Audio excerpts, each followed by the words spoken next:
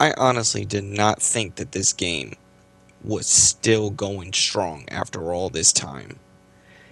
That is right, ladies and gentlemen. So far for For Honor. Now, it's been a very long time since I've played For Honor. I did play For Honor when it first released. Actually, I forgot when it first released.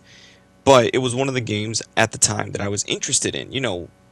Ubisoft has this track record of hit and miss, with their games. Sometimes they have hits, sometimes they have misses, and sometimes they have mid-card level tiered games. But apparently this was one of the ones that still stands up there. This is on the same level as their other game, Rainbow Six Siege.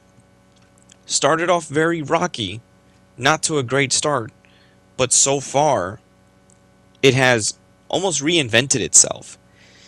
For Honor is not the game that it was on launch, with newer modes, a ton of new warriors added to the game, you know, an arcade mode, and unfortunately this game did follow the Battle Pass model system, but it's not required to really get into the game and to enjoy the game, if that makes any sense. I mean, if you want to go for cosmetics, you can either, yeah, spend real world money, or you can unlock them by playing the game, which you get a in-game currency that allows you to do so. You still have the three chapters in the game between the knights, the Vikings, and the samurai. And that was one of the unique things about this game, at least. It plays with history a little bit to make it so that these three factions can meet each other on the battlefield.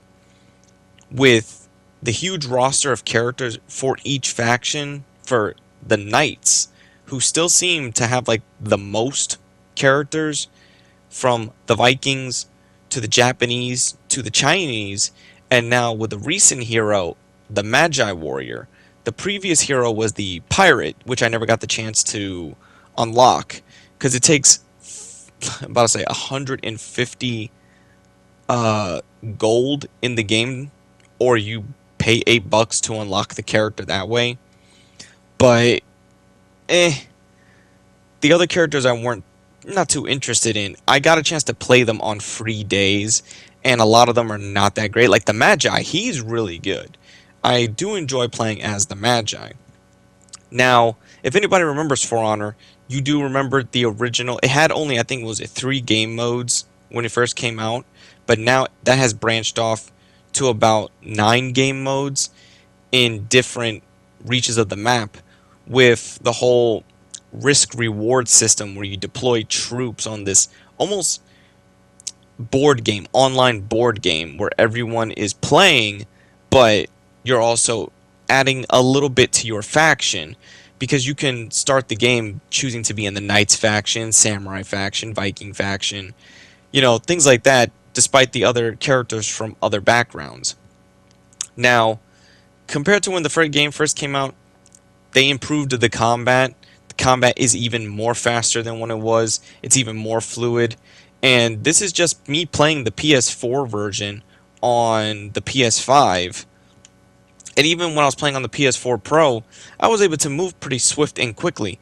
But in this game, at least on playing it on a more upgraded hardware, makes it much sleeker to move. You're much faster. You can react more precisely, and if not, you can still get jumped and ganged, which is, I think, still the main problem of this game, and how players in this game kind of go against the game's title. I mean, it's called For Honor for a reason, and I don't think jumping people is honorable, but hey, it's online gaming. Nobody follows the themes of honor, valor. It's just who can get the highest kills, who can get the most points, things like that. And sometimes it sucks to have to play like that. If that's one thing I can still say about For Honor that sucks, is the mentality of the players behind it. There's games where, hell, I can still play Battlefront 2, and if I end up in the middle of a battle with a lightsaber character, at least the blaster heroes, when they see their lightsaber character go up against another lightsaber wielder, they at least give you the courtesy to let you two duke it out before you get blasted on, which is ironic in a game that's not about a whole lot about honor.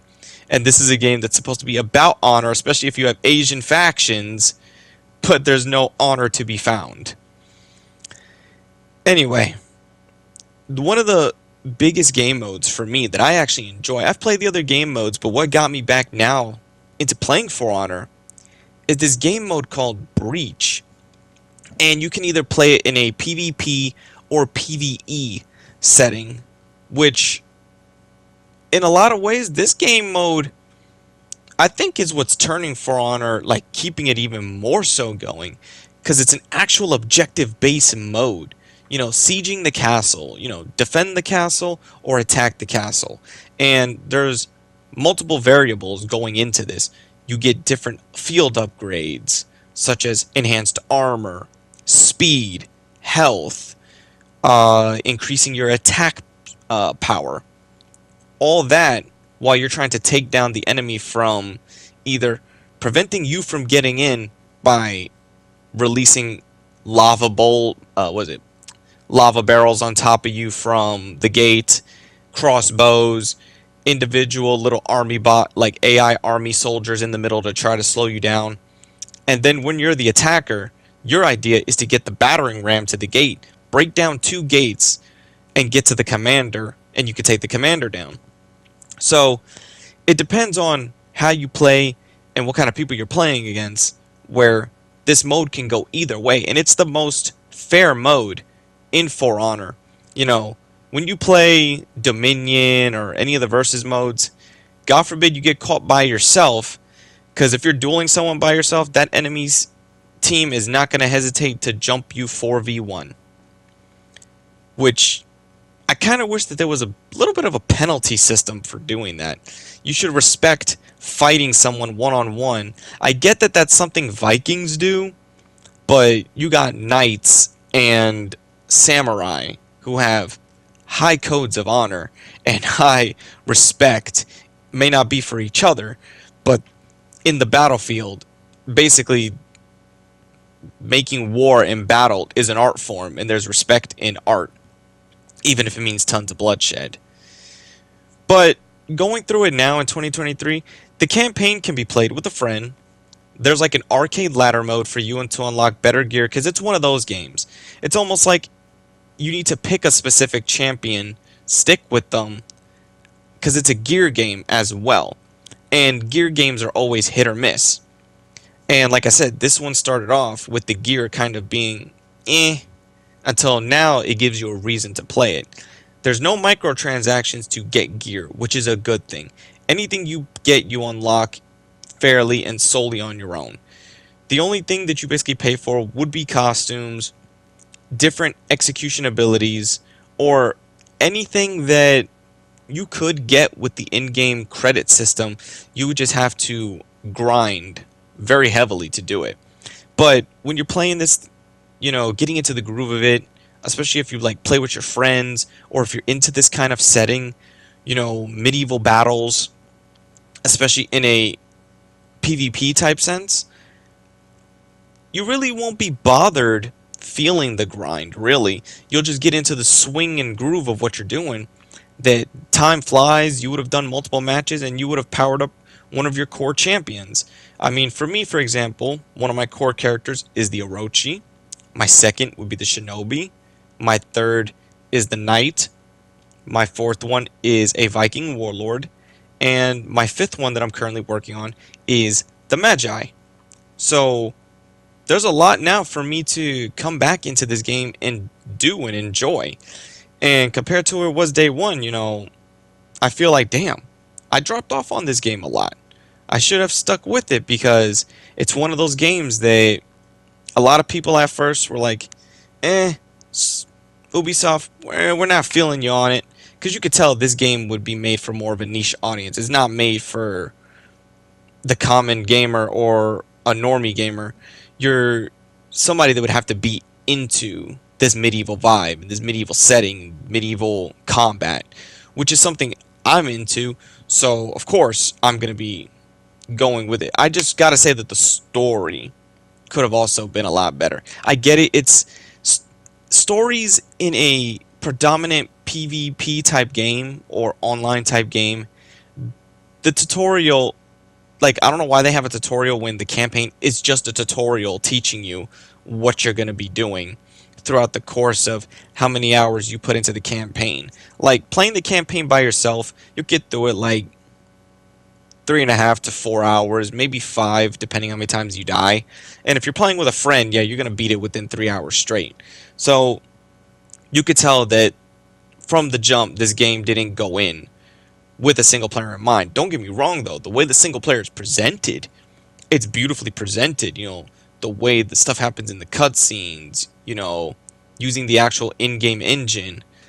You could tell that there's personality with some of these characters you play as, but they're not given enough time to be fleshed out. It's just basically get used to playing as the Knights, get used to playing as the Vikings, and get used to playing as the Samurai, because initially those were the big three when the game first dropped. Those were the big three factions with different warriors within that faction. So at least I give it this.